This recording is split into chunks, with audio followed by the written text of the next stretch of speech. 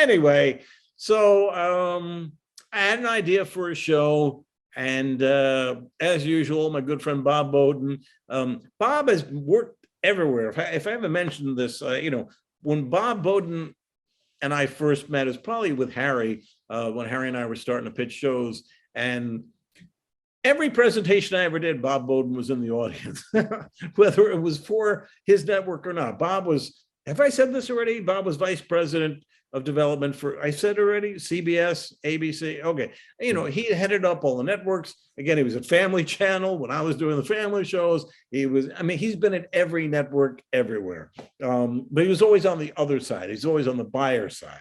So every presentation I ever did, even back to I'm Telling in Couch Potatoes, Bob would always be in, whether I expected him or not, Bob would always be there in the front row with his notebook, making notes. As much as I love him, it always bugged the shit out of me because Bob was always going to critique. I could come up with, I could produce Back to the Future, and he'd say, well, yeah, but this, this Crispin Glover character, I don't know, he's a little too, whatever, that was his job, to critique, but he was great at it. And he's a brilliant guy, but he would never say that. Anyway, Bob, at this point, was working for FX, and I had never done anything for FX. Okay, so, and they were located in New York.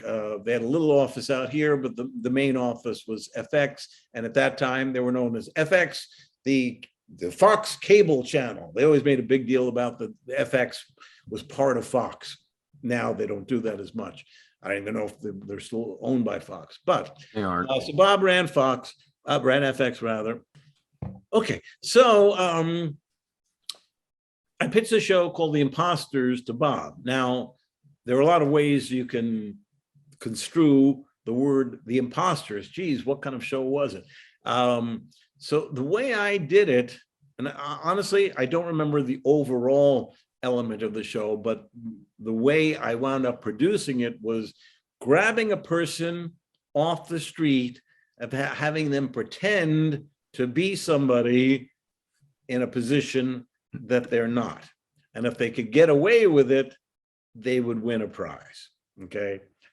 For example, and I'd have one running, not gag, but one running, they're not stunts, event going throughout the show. Example being, by the Flatiron Building in Manhattan.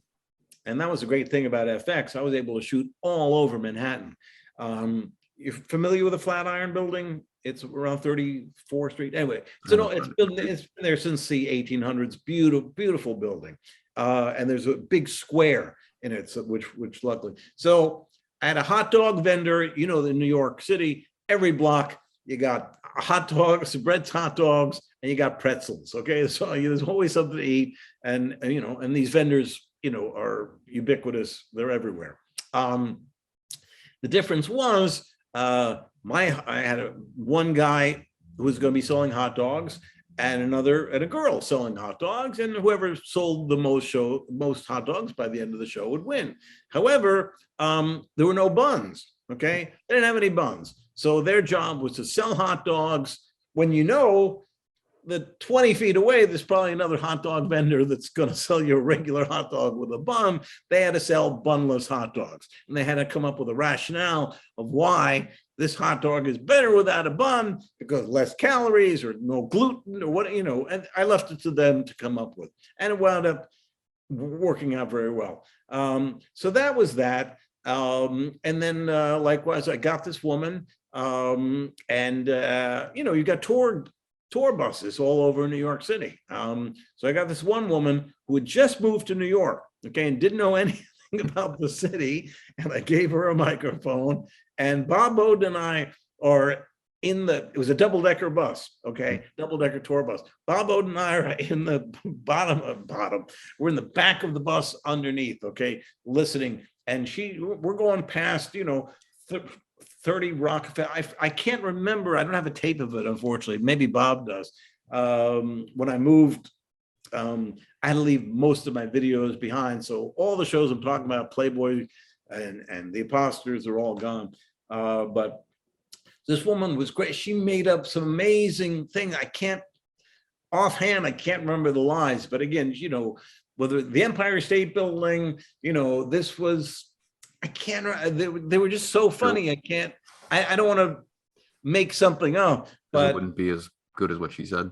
Yeah, because she was so off the cuff, but everything was wrong, and the people's reactions were priceless because, and again, it's all hidden camera stuff, obviously, and they were just buying into everything she said, and they said, "What, really?" I'm sorry, I can't give you any examples, but it was whatever it was. It was rather humorous. Well, again, you just take anybody, again, if you're going down Hollywood Boulevard, if you're going down Broadway and you have no idea what the hell you're saying or seeing, it can be very funny. So we did that. Another one was, I'll just give you one more, auto mechanic. Okay. I had a garage, hid the cameras, and Joshua, what do you know about cars? Anything? I know that they go vroom, vroom, and they get you from point A to point B. Good enough, okay? The next person that comes in to the garage, drives their car in, I want you to tell them that their repairs are going to cost over $2,500, okay? And it's up to you to figure out what your rationale is, because you're the imposter, you're pretending to be the ace mechanic, so go for it. And that was the show. So, this luckily, lady drives in, the guy knows nothing, pop the hood, the person, obviously, I only picked people who knew nothing about cars, and they point out, well, this is, and this is, and, you got to have, and everybody'd fight. And, we did a bunch of them, and it always worked. And the show really came together. And so, again, there were a bunch of those, a half-hour show. And then we paid off the hot dog thing at the end, and I edited it. That was the only problem. So we finished. Oh, I'm sorry. We had to go to New Jersey because I went to a strip club. Okay, male strippers. Okay, and I got a guy who was actually